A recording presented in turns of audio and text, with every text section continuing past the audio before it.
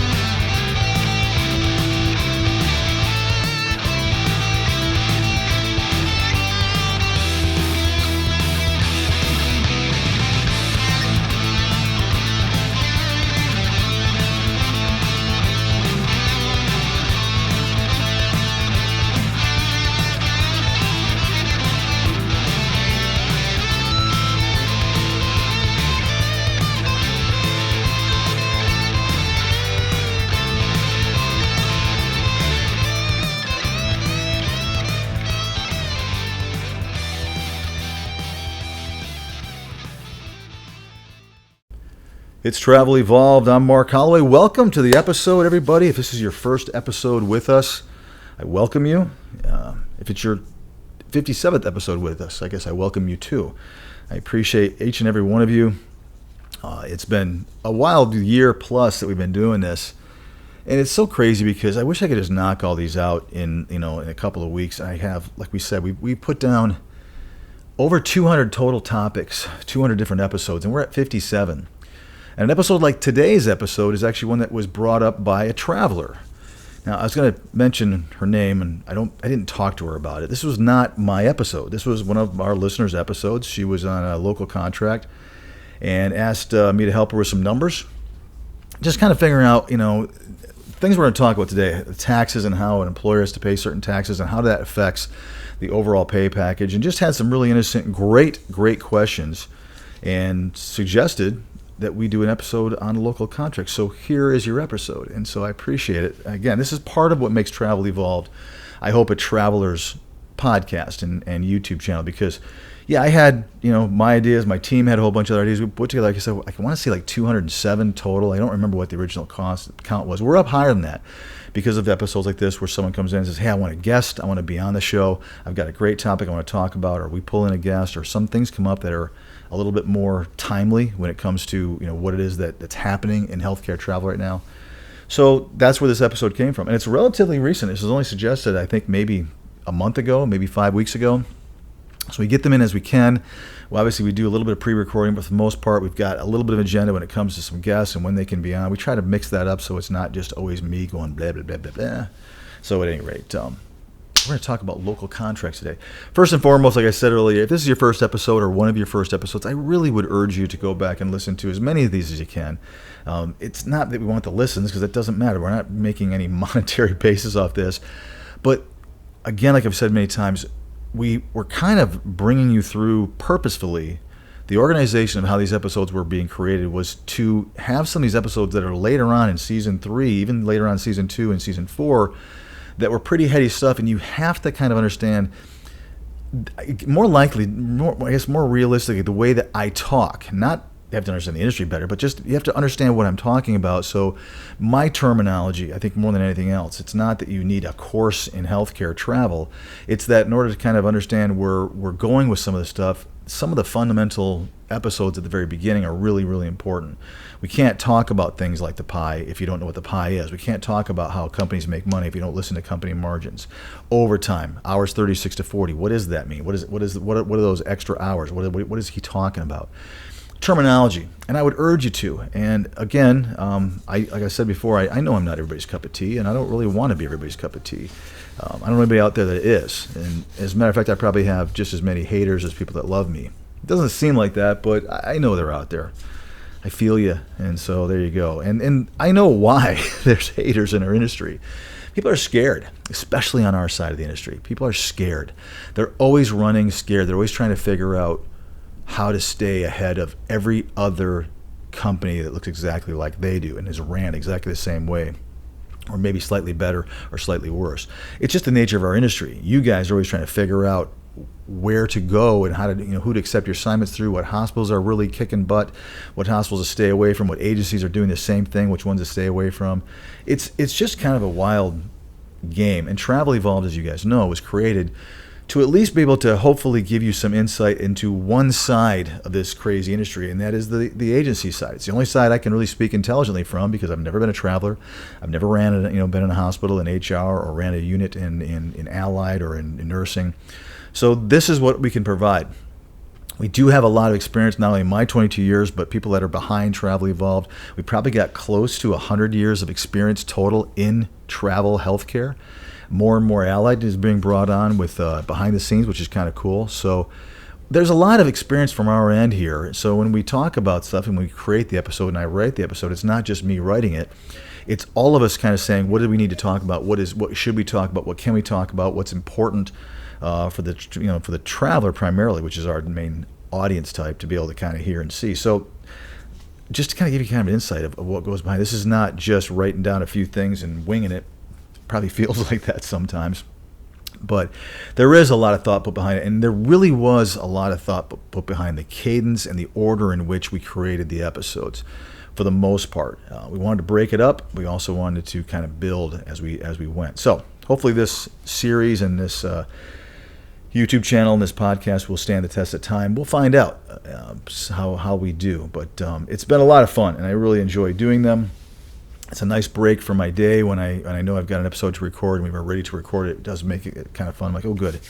And I'm kind of disheveled. I didn't shave today. I got a wrinkled shirt on. What are you gonna do? It's the way it is out here. So it's the laid back, wrinkled shirt, unshaven vibe in California. So, all right, let's jump into this.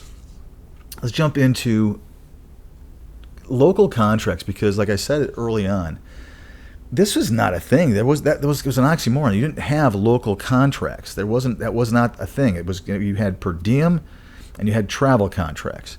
And what's happened in the last few years is that line has kind of been blended. We always had the first rules from hospitals that said, hey, we don't want anybody local. And that was kind of the beginning of I guess, this episode when we need to start addressing, is that most hospitals didn't want to have anybody local. They felt, and still I'm sure do feel, like they would much rather and can find somebody who's local and have them when they need them, not have the extra cost, which typically is housing and benefits, which is what agencies tack on to our profit margin to pass along to you. So it means the bill rate is higher for a traveler. I'll go into that a little more depth here in a second. So hospitals didn't like having to pay a traveler fee bill rate to an agency when someone's right there in their hometown or in a larger city and they're right on the other side of the city. It makes them mad, because they're like, well, if we didn't have that, that person would probably come work for us locally, and we get them for $10, $15, $20 nowadays, less per hour, which I get. And I think you guys understand that too. They're trying to save money. Every organization is doing their best to make as much and spend as little as they can. And hospitals are no different. You guys, in your own business mindset, are trying to earn as much and spend as little as possible, should say, on your expenses to make your own personal business model as a traveler be as profitable as it can. So, and agencies are trying to pay you as little as they can and bill the hospital as much as they can and tack in as much margin that they can get away with without them getting a reputation of being super low paying, where you run away and you're taking the same contracts with our company. That's the agency game. How little can I pay and still retain a number of nurses I want to have, so that we still are making the money we want to make? If we continue to increase our margins, how do we advertise or suck or market people in to our company to offset our lack of interest, because of our rates are so, our margins are so high and our rates are so low? It's all kind of a game, and that constantly happens all day, every day at agencies. And it happens all day, every day with you guys, and hospitals are always trying to figure out how to staff you. I mean, how many times have we seen them say, we're not using travelers anymore? Haven't in the last few years, but that was always one of my account managers would be calling, trying to get some new business. We don't use travelers anymore. Oh, okay, let us know how that works out in 6 months. And 6 months later, they would be back in the travel game again. I mean, every new upper management, I won't say CEO, CFO, but people always come into hospitals and facilities that have a new idea on how to staff, and they've got a creative way, and I love them for it. It's America, right? And that's how we create new ideas and new trends. But so far, a lot of those trends from the hospital standpoint really haven't been successful. So getting back to this is why it's a new trend. Hospitals did not want to elevate their bill rate to encompass, like I said earlier, primarily housing and benefits, because those are the two things that are a pass-through cost. In other words, when a hospital is looking at a per diem company, let's say a local, daily agency, and let's just take nursing for example, and let's just say that they've got X amount of dollars spent. It typically costs anywhere from $10 to $20 more an hour for them to incorporate a monthly amount for housing primarily. It's the big expense. And obviously right now with the way rentals are and how scarce they are and how what our cost of living is, that's why it's gone from being more like $12 an hour closer to, if not $20 an hour, depending upon what city you're talking about. Benefits aren't that expensive for a pass through. It's usually $1 or $2 an hour if you really kind of think about it, depending upon how catastrophic the insurance plan is that you're using, whether you have dental and life and 401ks and all the different things that are added on. It's primarily housing. So if a hospital can get a traveler without having to go through a travel company, if a hospital can get an employee working here and there, which is better than committing to a 36 or 40-hour work week for X amount of weeks, right?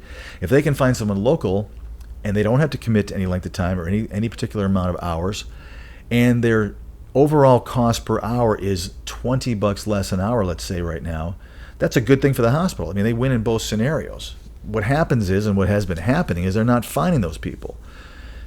COVID did a lot of really horrible things to our country, and it also, for our industry, created some really unique times right now. I mean, like I've said before many times, it's just a fascinating model to look at right now because it's changing almost every time I do a podcast.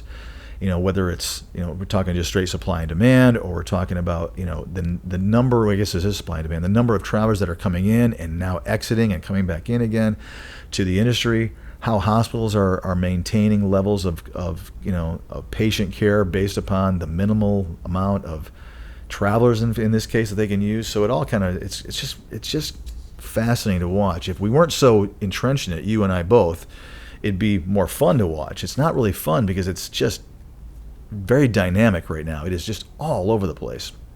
So that part is frustrating. But if you understand what I was saying, is that's why it was such a taboo thing. We are not going to pay that extra money to bring in someone who lives in our hometown. Hospitals, we're putting our foot down. We're just not going to do it. And they would, team up with other, facilities that were part of the same system, oftentimes the case in the hospitals or other hospitals. And that was a thing. And it has been a thing, and we still see it. I just got a memo from one of my vendors the other day that said, make sure in this entire state with this particular vendor, this system, you can't even live in the same state now. So it's not that it's all of a sudden gone. It just is really dependent upon what we're talking about. And there are companies out there, and you guys know them, that specialize in these local contracts or have that as an option. Out in California here where I am, it's really big out here. A lot of the contracts here are local contracts, and they're structured differently, pay-wise primarily, and we're going to talk about how and why, because specifically they're wanting to make sure they're not going to spend as little. They're wanting to make sure they spend as little as they can and not as much as they have to. I'll put it that way. So that's the primary reason why it's relatively new, and it's relatively new right now, I believe. And I'm just guessing here. I think it's more new right now because it's harder to find somebody in a niche market, and if that makes sense. Let's just take Southern California where I am. If you're looking for somebody, you want to do a 4-week or a 6-week or even an 8-week, let's just say 13, it might be easier to offer a lower bill rate, and I'll explain what that means, for a local contractor, put him or her on for 13 weeks, guaranteed the 36 or 40 hours, depending upon how your hospital runs, and we're talking allied or nursing, and yeah, we're gonna offer this bill rate, which for the hospitals is probably saving money. So they're starting to realize that in some cases, in order to get fulfillment, that it does in fact make sense in some cases to be able to actually offer now a contract and what they're calling local travel contracts, which is just still sounds so weird to me. So it's it's interesting. Our industry has a way of working things out, and this is one of those wrinkles that, again, I would tell you, I don't think I would have predicted that we'd have a lot of local contracts 3 or 4 or 5 years ago. I never really thought about it. But if someone were to ask me, I would have probably said, no, there won't be any. It's either going to be travel this, and here's why, because of the money. And here, lo and behold, I would have been wrong if someone had asked me that. I think that's the way I would have answered. Because here we are. It's there. And it makes total sense right now because it's a tweak. Now, again, last time I checked, most of these facilities are not being billed exactly the same. But we're going to take some examples in case they were. I want to show you how that kind of works out. But it's just kind of interesting. Travelers, on the other hand, let's talk about that for a minute. Travelers, you guys kind of want the best of both worlds, and I totally get that. I think from a traveler standpoint, and I mean, I even had Rich on a couple of months ago. He's a what do they call that? An influencer? I don't think that's the craziest word in the world. He does TikToks. He's really good at them. And he's a local contractor. He mentioned on the show that that's pretty much all he does. He's maybe an hour or two away at tops, which means he might use his RV for a night or two, which a lot of people are doing now. But a lot of folks are spending a couple nights in a hotel and heading back home. It is, in my opinion, as a traveler, I get it. It makes total sense. You can make higher wages. You're still taking a lot of risks. You don't have a guarantee. We all know those contracts can be canceled in a second. We also know that you're walking into a place you probably never walked in before, so the risks are also the same. The difference is primarily it's not that you're going to commit to a huge amount of time for housing, and you're not driving a really far distance away. Also, licensure and some of that stuff may also not come into play because it'll be easier, and eventually even things like background checks, if you're working in the same state, theoretically, that's going to make your credentialing process kind of easier, and you may only have to maintain one license or one compact license. I don't know how that will work out for you individually. But I do understand for travelers, this is kind of the best of both worlds. It really does make sense. I don't think anyone's ever questioned whether or not it made sense. It's a great thing. It just wasn't really available to you. So for those of you that are thinking about it, this is a viable option. Now, what I will still tell you, I believe I'm accurate on this, is that it's not as common as a regular, quote unquote, travel assignment where, you're not necessarily going to be local. I think that there are still a lot of facilities. I still deal with a lot of them that absolutely categorically will not work with a local person. They want your address. They're going to look up your state license to see what that address says. If you hold a way to do that, if you're in one of those specialties that has that, and they're going to check. And we've had people turn down. Nope, this person is only 30 miles away from where this facility is. May not have ever worked there before, but that's local. So we're going to turn that person down. And we're going to pay the big bucks to somebody that's willing to come from outside. Fair or unfair, it's still their mentality. So I guess I should ask myself if I'm predicting whether or not this will become more common. And I guess in lieu of what I said, I guess I would probably say it probably will be. I don't know. I think it probably will become more common. It really depends a lot to me on the bill rates and how those will influence supply and demand. If the bill rates continue to go steadily down back to what I always have said, 10-15% higher than what they were, but going down to that rate, I think it will be a common thing. So I think there'll be fewer and fewer travelers that are out there, and the hospitals will be forced to fix itself and come up with an alternative ways to actually staff their facility. If the rates get crazy high, I think they're going to have enough travelers who still want to jump in the market that they're going to be able to find those travelers from out of state or certainly 75 miles away, and it may not be a thing that lasts. It's just so hard to predict, but fun to think about, I guess, if you're a dork like me and or thinking nerdy ways like I do about this industry. And I just always am thinking about this industry all the time. It's just I can't turn it off, and just the way it goes. So it does have a way of working itself out. We'll see what happens. So here's a couple things I'll tell you are some negatives, and I've heard this from many of you out there. It's easy to be canceled. It's easy to be canceled on a shift by shift basis. So we'll read your contract carefully, find out what their policy is, talk to that manager as you're interviewing. If you are telling them that you're local and they know that you're local, you want to address some of these questions. Am I going to get canceled? Because if you think about it from a management standpoint, they may cancel you first if they're allowed to, because they're going to feel that you're not going to experience the same kind of pain that somebody who is actually paying rent on a monthly basis here. I don't know if that's a real thing, but a lot of you have told me that as a local traveler, you tend to get canceled more than anybody else, whether you like it or not. Most of you don't like that, but that's just the way it tends to be. The advice I would give you is it really depends upon how this is being structured out. If your facility is openly telling your agency is openly telling the facility that you are local, then it's going to be there, and you have to find out that language. If they don't necessarily tell them, I personally wouldn't volunteer that information to the facility, not because you're trying to hide anything, or I'm not trying to tell you to do anything wrong, but if they're treating you and they don't know whether you're local or not, and that's between you and your agency, then I would keep that very close to the vest. I would not be telling them, hey, I live 45 minutes away, because I think that would change the way that they treat you, potentially with shifts, cancellations. The whole contract itself, I'm being told by many of you, oftentimes feels a little more volatile, a little more at risk if you are, in fact, a local traveler. And I guess that does make sense to me, and it probably does to most of you. Once again, if I'm a manager and my census is dropping and I'm going to cancel somebody and I've got 2 or 3 travelers that are the same and I've got to make a decision, I would probably choose to cancel a person that literally lives an hour away as someone that drove clear across the country. I just would feel personally guilty about canceling somebody that drove, same in California, drove from Oklahoma out to here. I would be more hesitant to cancel that person just personally. I'm just spitballing here, than somebody that was from San Diego. I just feel like you just go back there and you're going to be fine. But this person literally is renting a house, packed up their stuff, drove across the country.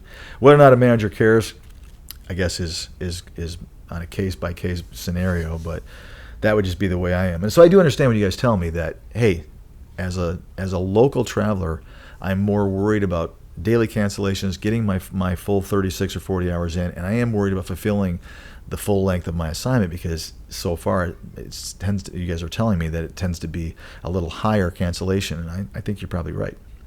So I'm going to go off on a little bit of a tangent, because I saw this the other day. It was kind of made me really think. I saw somebody on social media was saying, I love my recruiter. They know when to not call me because I'm picking my kids up from daycare, when to call me, and I just want, that's the value. So you guys know, this is what recruiters do all day, every day. They've got software in front of them that has reminder calls. They told you they would call you back in 6 weeks in the middle of your assignment to see if you're going to stay with that company, if they can get you on board. Or they've got reminder calls because you're the kind of person who likes to be called every payday or once every couple of weeks, or they're going to call you if they haven't talked to you at all on the assignment, tell you you're about ready to extend. They also have matching software that says, hey, all these people that are looking for positions and are available, when a job comes in, they get kind of some sort of a notification. Depends on the software that they're using. But they've got their list of people, and what varies is the number of people on that list based upon the recruiter's potential, the size of the company, the number of jobs that they have, for that company, how that company's structured. Some recruiters have more people than other recruiters do.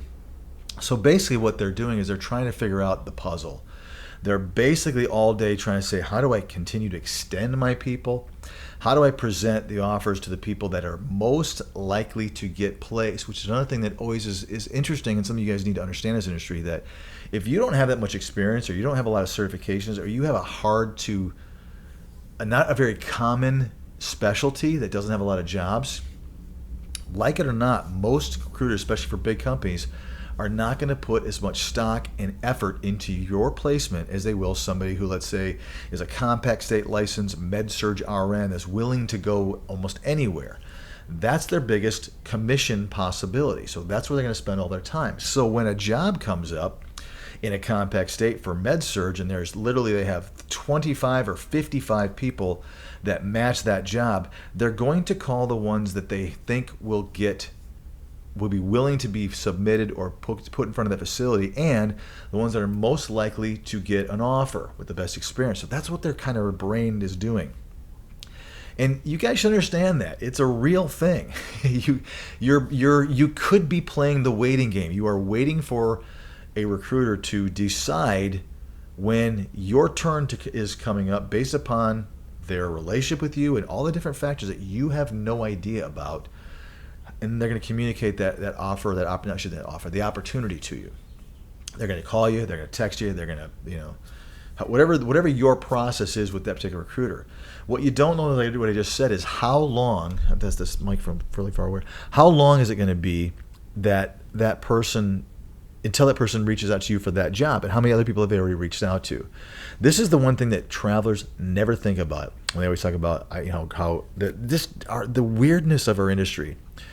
It is not instantaneous. It is not automatic. And then once they talk to you about it, then you've got the whole second step of them going to negotiate with you what their company is going to pay you for said job, which is the second entire half of it, which is just almost as frustrating as waiting for them to call your number to say, hey, Mark, I've got that ER job you're looking for in that state you want to go into, and now I have to pitch you as to what my company is going to pay you based upon that bill rate and what our company margin is.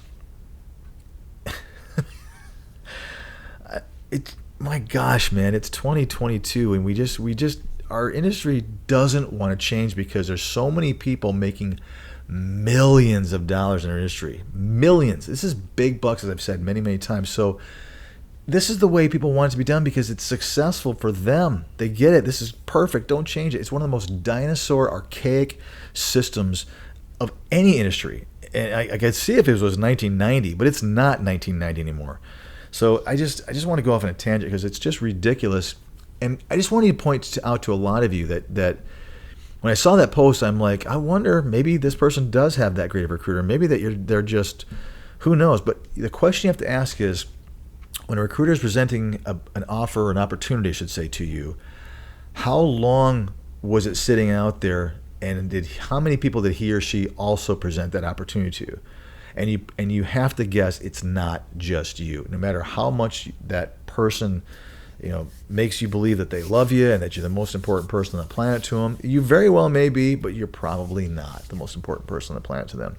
You are a commission, and I'm not trying to be cold-hearted. I'm not trying to be whatever this is coming across as. I'm just trying to be a realist, and I want you guys to understand. You guys sometimes are really tough and hard in a great way on agencies and on hospitals. You're just, boom, here it is. That's what I love about healthcare professionals. You guys are kind of, just right up front. Here's everything. And you have to realize that from an agency standpoint, that's the way you should understand that they are to you as well. And many of you guys just don't get that.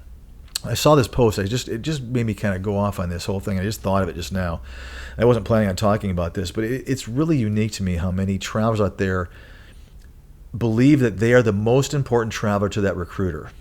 But you're probably not the number one most important person to that recruiter. There's probably other people that they fulfill and make them more money repeatedly than you do. So your question is, where do you fall? And a lot of you guys have a very healthy respect for recruiters, which you should, but also a very healthy respect for how you fall under the guise of recruitment. I've been hearing a lot of it lately. It's almost kind of like it's love it or hate it out there with how you're treated. I think some recruiters do a great job, some don't do a good job. But I do honestly believe, and I want to point this out, it's the first time I ever really mentioned it like this, is that I think it has a lot to do with the quality of the traveler that the recruiter is working with and the likelihood of that traveler translating dollars into the pocket on a weekly basis, commission basis, potentially an annual basis for that recruiter. That has a big effect on that relationship, and you guys don't always see that. I just wanted to go into this thing. I just thought it was important to talk about. When we start talking about negotiations and what I'm about ready to go into with how taxable and tax-free dollars do in fact affect your whole entire pay package. I just wanted you to understand that it's just wild to me that our industry still is communicating things through a recruiter in however long it takes for that recruiter to get to you, and then the big pitch on the money. Here's what we're going to pay. And by the way, this is why, and this is, but how you like me now, and it's such a fake tap dance that all agencies have to do. It just drives me nuts. But it's what the industry is currently. But as you guys know, things are changing. Nobody wants it to, but things are absolutely changing in the way that we recruit, the way we fulfill assignments, the technology that's out there, it's available. And like I said, there's going to be some people that are really going to fight it. Some people that don't, on your side, that don't want to get involved. I don't. That's not for me. I want to go the recruiter model. That's really worked great for me. Well, you're going to change the way that you're recruited. You're going to change the way that you look at your position and how you find your next assignment, because it's just going to happen. It's here now. It's happening. And my recommendation would be to just to jump on some of this stuff and start looking at it, because you're going to make a lot more money if you kind of open your eyes and see what's available to you out there. A lot more on every hour that you work, on every assignment. All right, so let me get off my soapbox for a little while. So the real reason for my friend reaching out to me, my new friend, is because she had some questions about pay. And this is where I really want to get into on this episode, is that she was questioning, her agency told her basically, I don't know if her agency told her this or this is, we just learned this together. When an agency is paying you, and follow me on this one, this is pretty simple concept, but obviously when nothing that you're getting is tax-free, in other words, you don't qualify for anything to be meals and incidentals of your payroll, of your paycheck to be tax-free, and you can't take housing, even if you are staying someplace, if it's within a radius, and this is where I would absolutely urge you guys to talk to a CPA. I've always said a CPA, not an accountant, not an accounting firm, a CPA. For what you guys do, you have to use a CPA. This is, again, just opinion. I got to qualify this. Everything you're about ready to hear is opinion. Okay, so I'll qualify all of it. I am not a tax expert. I am not an accountant. I do not have a CPA degree. This is opinion, please. However, my first opinion is talk to somebody who is an expert, and don't listen to somebody like me or your peers on stuff like this. I can tickle your brain a little bit and get you thinking, but when it really comes down to what I'm about ready to tell you, I may be completely wrong here. I'm not an expert, so I'm qualifying this whole thing. But here's the deal. I hate saying that. Why do I keep saying that? I hear it so much that now it's become part of my repertoire. I apologize that I say that all the time. So anyway, what I want to talk about is when there's nothing tax-free, in other words, everything you're earning is taxable. As many of you guys just don't know, and I know a lot of you do, so let me qualify this. But many people out there, because I talk to you guys all the time, have no idea that an employer or your agency has to pay payroll taxes to the government for primarily, I'll just throw out there, it's a lot of it has to do with Medicare, Social Security and Medicare. Both those, Social Security mostly. We have to pay those two institutions for every dollar that you make. And we don't see it. You guys don't see it. I am not talking about the taxes that you guys are paying to Social Security and Medicare. I'll explain that here in a second. We're both sharing that burden. But there is a cost that an agency has to pay. So think about this. For every dollar that is not coming tax-free, when it's tax-free, there is no burden to the agency. In other words, every dollar that they're giving you for housing, for travel reimbursement, if they're reimbursing you or taking care of anything for your license or your MMR or your 12 TB you've had in the last 6 months, or your housing stipend, as I mentioned, and your meals and incidentals, if it's tax-free to you, it is tax-free to the agency. There's no burden. If it's $100, it's $100 from the agency, $100 to your pocket. We don't pay taxes on it.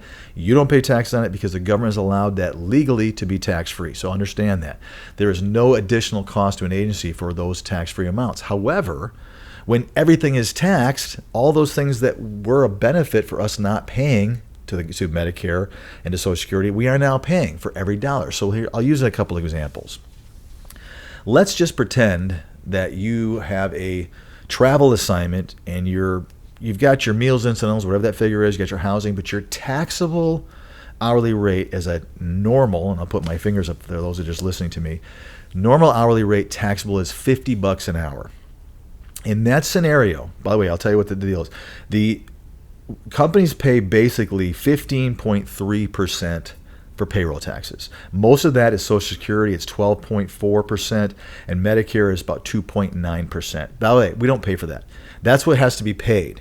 We split it evenly with the employee, which means that we're paying about 6.2% for Social Security and about 1.45% for Medicare.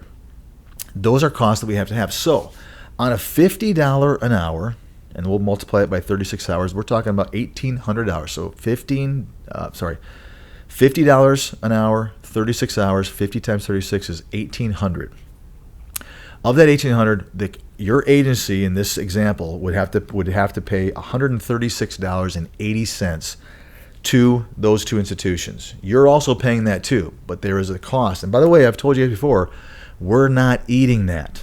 That is part of our calculations. When we figure out how much we can pay you, this is figured in with any reputable company. They know exactly how they're doing it. They're adding this and saying, I know that Travel's not getting this, but we're not getting this in there. So when I want my 30% plus, which most companies are at right now, this is part of that figure that is pushed away. They calculate that out, and it is not part of their profit margin.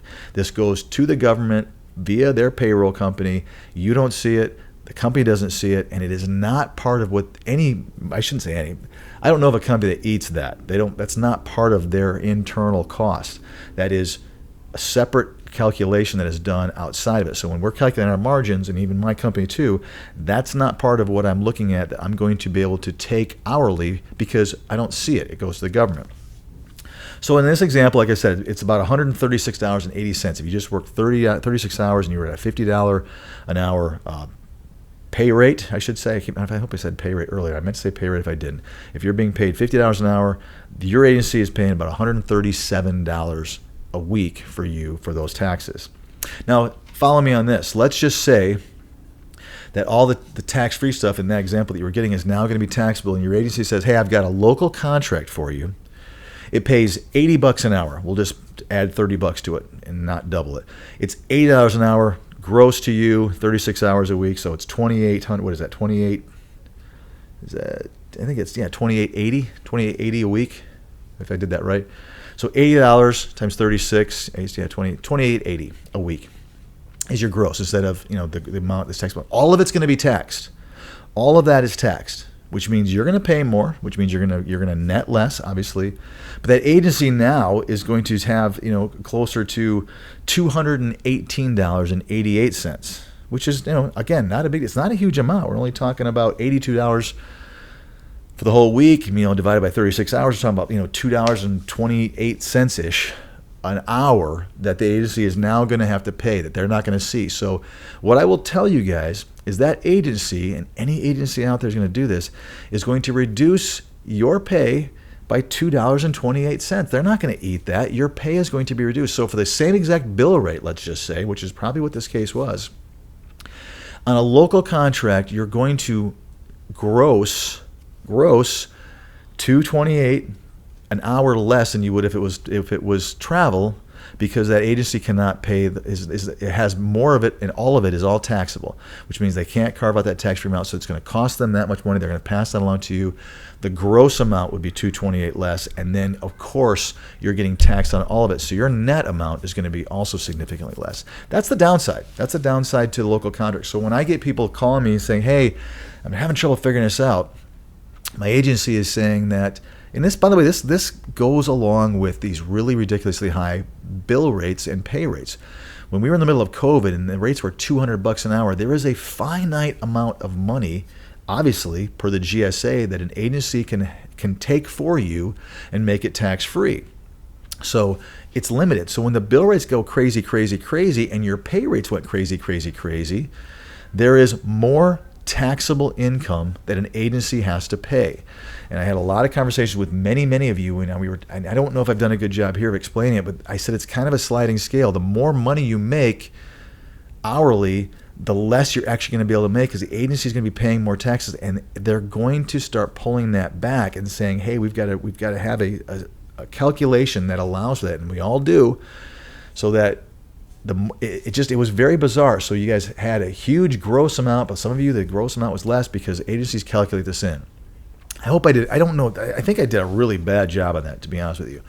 What I'm getting at is, if everything is taxable, it's going to cost the agency more, and they're going to figure out a way to make sure that that money that goes to the government is not coming from them. And it's not going to come from you, but it is going to reduce the overall bill rate. So in a roundabout way, it kind of is. God, I hope that makes sense. This is difficult without any kind of a visual to explain. But in this example, I wanted you to understand that it cost that company $2.28 more to pay you that $30 more, all taxable, as opposed to having that $30 being a tax-free amount that would cost them. So this is why the local contract gets a little bit more complicated. It is not in my wheelhouse. It's not where my bread was buttered and where my history has been. So it's a relatively new thing for me. So as people started talking to me and asked me questions for the last probably 24 to 36 months, maybe 2 to 2.5 years. I guess maybe closer to, somewhere around two years, I guess. People have been asking about this stuff. It took a second for me to kind of explain to them, and I still don't, obviously, very clearly. I'm not doing a wonderful job in trying to explain how this stuff does affect your overall gross hourly taxable wage. And I think maybe I just finally said it for the first time the way I wanted to say it. Does that all make sense? I hope it did. It's one of the downfalls to local, but there are so many positives. Like I just said earlier, there is a lot of compelling reasons why you would want to take a local contract, but don't always jump right on and assume that your agency is getting you. And a lot of you guys do make that assumption, and maybe it's because you listen to me and I beat up agencies a lot, because I think most of us don't do it a really good job of paying you properly. But this is one of those examples where there is some real reality to the more taxable money you make, the more it costs the agency, and the more it will eventually and actually cost you as well. Because it just is. Welcome to the United States of America. I've always said, you get taxed higher the more money you make. Your employer gets taxed higher. It's not a lot different than being promoted to a vice president.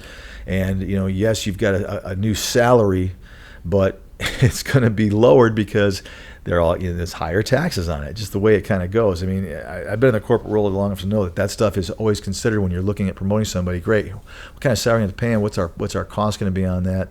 And for every $10,000 somebody makes, there's X amount of dollars you have to pay. So you've got to think about that when you start promoting somebody internally and paying them a higher salary. It's not a lot different here.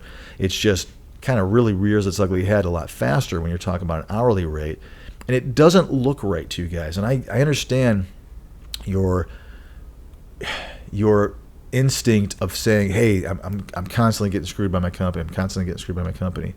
You guys have been programmed for that for as long as you've probably been a traveler. You guys have your guards up, as I always say, and I understand that, and I think that stinks. I've always felt that stinks in our industry, that you constantly have to be wondering, am I getting a good deal? What are other travelers going to make? You don't know until you get there. You start comparing notes, which I always think you guys should do, and you guys do anyway. You'd never know if you're getting a good deal, and then if you're not getting a deal, there's always some justification as to why you're the one that's being paid the least amount of money. The fact is, you just probably went with the wrong company, because we all have the choice about what we're going to pay you. It's just some other companies have more profit built in for either straight profit or because they have higher expenses, whatever it is. So hard to say. So I hope I did this. This is a fast episode because there's not a lot to this. It's just about whether or not this makes sense to you. And I do believe for a lot of you, a local contract is a phenomenal option for you. And I think it depends upon the time of year. If it's summer like it is now, and you want to be, if you've got younger kids and you happen to you miss a lot of that because you travel, you're the one that does the traveling maybe, it's a great way to kind of stay local if you're lucky enough to find something that's local. If you are lucky enough to find an agency that specializes in this and some hospitals that allow this, you could be really in a great scenario. Or you could do like my friend Rich does and some other people we've talked to here on Travel Evolved, and you can find something that's just outside of that radius rule in that realm. It will actually help you qualify for some things that will be, in fact, tax-free, which I think is always a great advantage. You're gonna net more of your gross if you actually have those expenses. So, as always, talk to an accountant about exactly what qualifies you for that, and take his or her advice and make sure that you really are following the rules and that stuff, because it just doesn't make sense to buck that system at all. Know where you need to be and how far away you need to be and what expenses you have to incorporate, and it really is. I mean, does it require an overnight stay every single time, every night you're there? Then you're going to qualify for it. You're going to be able to legally qualify for some really great tax advantages that our industry oftentimes is allowed to offer you. The local contract takes that away, but I think there's a really big upside to doing some local. And perhaps for you, a good mix of the two is a really, really good scenario. I feel like I want to go back and record that whole part all over again that I was trying to explain, but I think you guys, I hope you got it, because it started clicking with me as I started talking about it, and that does sometimes happen. This is one that we probably should have practiced a little bit more, really thought about, but it is difficult to explain this stuff without, getting high tech here on Travel Evolved and pulling up some visuals, which we're just not going to do. It just is. It's just not that kind of a podcast. So, guys, as always, I appreciate this. I hope that for many of you, you explore some local travel contracts. I hope for some of you that maybe it's not a good fit, you get back into, the other, longer distance healthcare travel. I think it really depends upon, like I've always said, every single traveler is different. So who knows? Guys, as always, I appreciate it. I will catch you next time on Travel Evolved.